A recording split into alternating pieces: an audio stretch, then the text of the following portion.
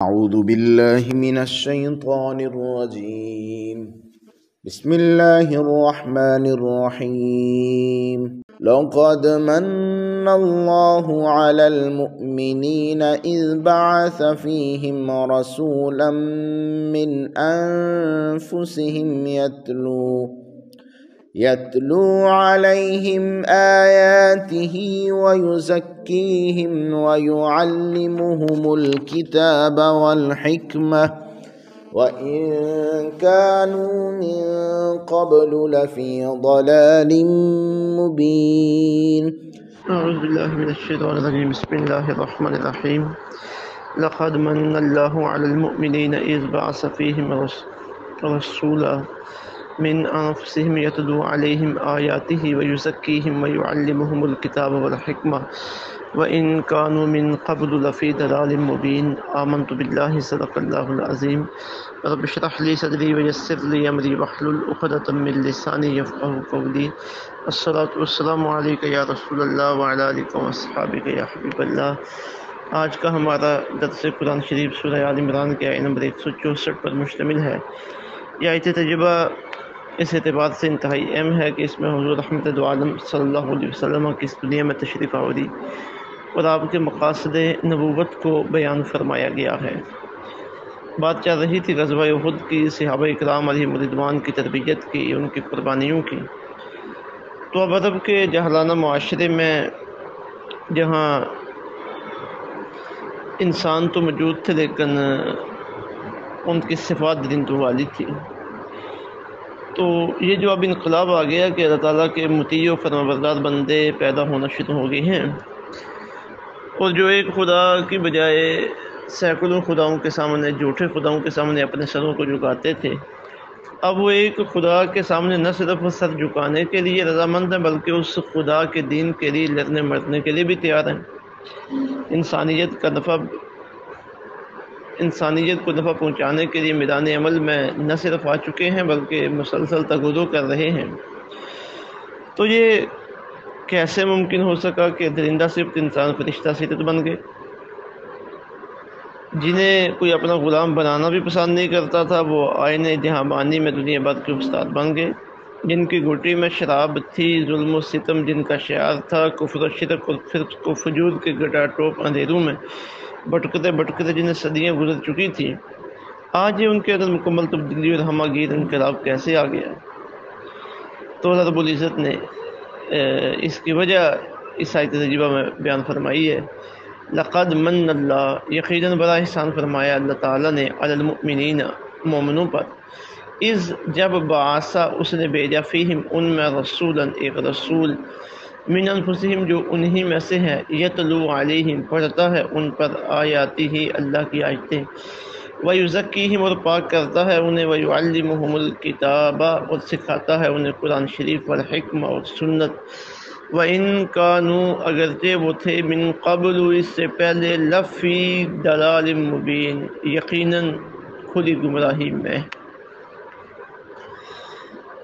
اب اس آیت تجربہ کا آغاز اللہ رب العزت نے بڑے شاندار انداز میں فرمایا ہے.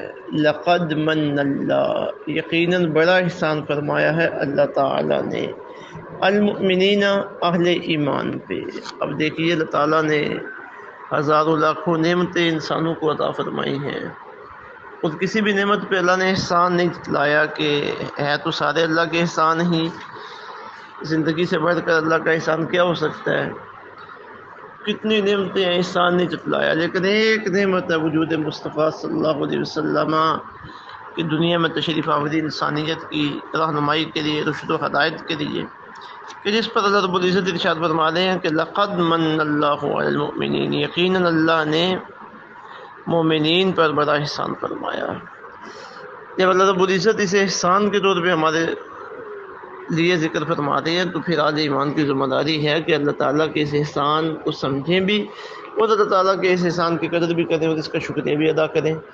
قدر اس کی کیا ہے کہ حضور رحمت دو عالم صلی اللہ علیہ وسلم جو پیغام لے کے آئے، پہلے تو یہ کہ حضور کے ساتھ محبت کریں، آپ کی اطاعت و فرمانبرداری کریں، آپ کی عزت و ناموس کے لیے تن من دن قربان کرنے کے لیے تیار رہیں، اور پھر آپ جو پیغام لے کے آئے ہیں اس پر خود عمل کرتے ہوئے ساری دنیا میں اس پیغام کو پہنچانے کے لیے تیار ہو جائیں۔ یہ ہے قدر اللہ تعالیٰ کے اس احسان کی، اور پھر اس احسان کا شکریہ ادا کرنا، اس کے لیے باقاعدہ اظہار کرنا، یہ بھی اس کا تقاضا ہے۔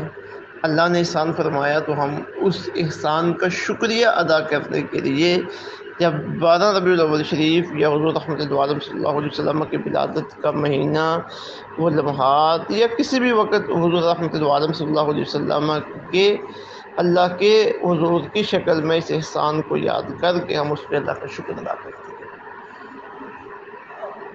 حمد و ثنا ہوتی ہے اللہ تعالیٰ کی، حضور رحمت عالم صلی اللہ علیہ وسلم کی نعت خوانی ہوتی ہے، مطلب آپ کی تعریفیں بیان کی جاتی ہیں، آپ کی تعلیمات کے تذکرے کیے جاتے ہیں، آپ کی کمالات و عظمتیں بیان کی جاتی ہیں۔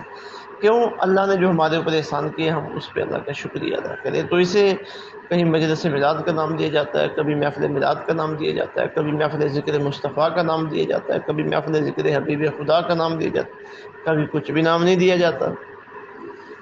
تو یہ بھی ایک عظمت کے اظہار کا طریقہ ہے۔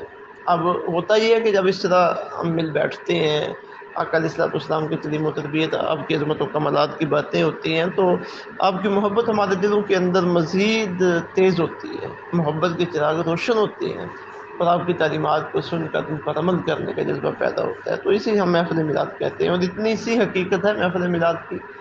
باقی انتظامات ہیں، کچھ بیٹھنے کا ارینجمنٹ کیسی ہونی چاہیے، لائٹنگ وہاں پہ کیسی ہونی چاہیے، چراغاں کیسا ہونا چاہیے، جو مہمان آئے ان کے لیے کھانے کا انتظام کیا ہونا چاہیے، تو یہ انتظامات ہیں۔ محفل میلاد اصل حضور رحمت عالم صلی اللہ علیہ وسلم کا ذکر ہے، اور اسی حقیقت کا نام محفل میلاد ہے جو ہم اہل سنت و جماعت کرتے ہیں۔ تو یہ در حقیقت اس احسان پہ اللہ کا شکریہ ادا کرنے کے لیے جو اللہ تعالیٰ نے فرمایا لقد من اللہ علی المؤمنین، یقین اللہ تعالیٰ نے بڑا احسان فرمایا ہے مومنوں پر۔ کیا احسان فرمایا؟ کس صورت میں؟ اذ بعث فیہم رسولا، کہ جب اس نے بھیجا ان میں ایک رسول، من انفسہم، جو انہی میں سے ہے۔ قرآن شریف کے سب سے پہلے جو مخاطب تھے وہ اہل عرب تھے، اور پھر اہل عرب میں سے بھی مکہ مکرمہ کے لوگ، گردنما کے لوگ، قبیلہ قریش کے لوگ، اور ان کے رشتہ دار اور تعلق والے۔ تو اللہ رب العزت نے سب سے پہلے ان سے یہ بات کی، اور پھر ان کے سبب سے آگے قیامت تک آنے والے لوگوں کے لیے اور پوری دنیا کے لوگوں کے لیے۔ تو اب حضور رحمت عالم صلی اللہ علیہ وسلم ان کے ہی رشتہ دار تھے، انہی ہی کی برادری سے تھے، انہی ہی کے کنبے سے تھے، اور یہ اس لیے تھا کہ ان کے لیے آقا علیہ الصلوۃ والسلام سے استفادہ کرنا، آپ سے فائدہ اٹھانا آسان ہو جائے کہ ہمارا اپنا بندہ ہے، متقی ہے، پہلے سے پرہیزگار ہے، سچ باتیں بولنے والا ہے، امانت دار ہے، تو اس کے بعد ماننے میں ہمارے لیے کیا پریشانی ہو سکتی ہے۔ پھر اس سے یہ بھی مراد ہے کہ انسانوں میں سے اللہ تعالیٰ نے اپنے محبوب کو بھیجا، اور انسانوں میں سے حضور کو بھیجنا یہ انسانیت کی عظمت و شرف کے پیش نظر نبی علیہ انبیاء کرام علیہ السلام جتنے بھی آئے سب انسانوں میں سے تھے، اور چونکہ نبی و رسول لوگوں کے لیے اللہ کے راستے پہ چلنے، ہدایت کے راستے پہ چلنے، حق کے راستے پہ چلنے کا نمونہ ہوتے ہیں، تو نمونہ انسانوں میں سے ہی ہوتا تو تبھی انسانوں کے لیے فائدے کا سبب ہوتا ہے، انسانوں کے لیے اسے فائدہ اٹھانا آسان ہو جاتا ہے، تعلق قائم کرنا آسان ہو جاتا ہے۔ تو اللہ تعالیٰ نے آقا علیہ الصلوۃ والسلام کو انسانوں میں سے ہی پیدا فرمایا، ایک مطلب اس کے لیے۔ علامہ بزاوی علیہ الرحمہ نے من انفسہم کی ایک قرات لکھی ہے کہ اسے من انفسہم بھی پڑھا گیا ہے، اور مطلب اس کا یہ بیان کیا انہوں نے، بڑا یہ بھی بڑا عظیم مطلب ہے، اے من اشرفہم، یعنی ان کے نفیس ترین لوگوں میں اللہ تعالیٰ نے نفیس ترین لوگوں میں، پکیزہ ترین لوگوں میں اپنے محبوب صلی اللہ علیہ وسلم کو مبعوث فرمایا ہے، لوگوں میں سے مبعوث فرمایا۔ اور آقا علیہ الصلوۃ والسلام یقیناً نفیس ترین تھے، آپ کے آباء و اجداد، آپ کے امہات سب اہل ایمان تھے، خوبصورت شکلوں والے تھے، ان کے جسموں سے خوشبو آیا کرتی تھی، حسن و جمال مکارم اخلاق میں ان کا کوئی ثانی نہیں تھا. خود آقا علیہ الصلوۃ والسلام کا کوئی ثانی نہیں ہے شکل و صورت کے اعتبار سے، حسن و جمال کے اعتبار سے، خوشبو کے اعتبار سے، تر و تازگی کے اعتبار سے. تو یہ بھی آقا علیہ الصلوۃ والسلام کی ایک عظمت ہے اگر اسے اس قرات کے ساتھ پڑھا جائے، من انفسہم. پھر آگے مقاصد ذکر کر دیے گئے آقا علیہ الصلوۃ والسلام کی تشریف آوری کے 4 مقاصد. یتلو علیہم آیاتہ، وہ پڑھتا ہے ان پر اللہ کی آیتیں. یہ قرآن شریف جو آقا علیہ الصلوۃ والسلام نے پڑھ کے لوگوں کو سنایا، سکھایا ہے، یاد کروایا ہے، اس کے معنی اور مطالب سے آگاہ فرمایا ہے. اور اسی قرآن سے آقا علیہ الصلوۃ والسلام نے عرب میں ایک انقلاب برپا فرمایا ہے جس کی صدائیں پوری دنیا میں سنی گئی ہیں، اور آج تک وہ انقلاب اپنی جگہ پہ قائم ہے. ایمان کا انقلاب، تقوی کا انقلاب، طہارت کا انقلاب، اور یہ ہر اعتبار سے معاشی، سیاسی، معاشرتی انقلاب اسی قرآن کے ذریعے. یہی قرآن آقا علیہ الصلوۃ والسلام کا نصاب تھا. تو یہ قرآن پڑھ کے لوگوں کی زندگیاں بدلی، آج بھی بدل رہی ہیں، قیامت تک بدلتی رہیں گی. وَيُزَكِّيهِمْ، انہیں پاک کرتا ہے، گناہوں میں لکھتے ہوئے ڈوبے ہوئے لوگوں کو حضور نے پاک کی ہے اور پاکیزگی کے اعلیٰ معیار تک پہنچایا ہے. تزکیہ نفس اسے کہا جاتا ہے، ہماری زبان میں اسے تصوف کہہ دیتے ہیں. کون سی پریشانی کی بات ہے، مقصد تو وہی ہے، دلوں کو پاک کرنا. پھر آگے فرمایا وَيُعَلِّمُهُمُ الْكِتَابَ، اور سکھاتا ہے انہیں قرآن، یعنی قرآن کے معانی، مفاہیم، قرآن کی پیچیدگیاں حضور نے سکھائی ہیں. والحکمہ، اور وہ انہیں سکھاتا ہے حکمت، یعنی سنت. یہ جو قرآن شریف کی تشریح ہے، تعبیر ہے قرآن شریف کی آقا علیہ الصلوۃ والسلام کی زبان اقدس سے، یہی حکمت ہے اور اسی کا ایک نام سنت ہے.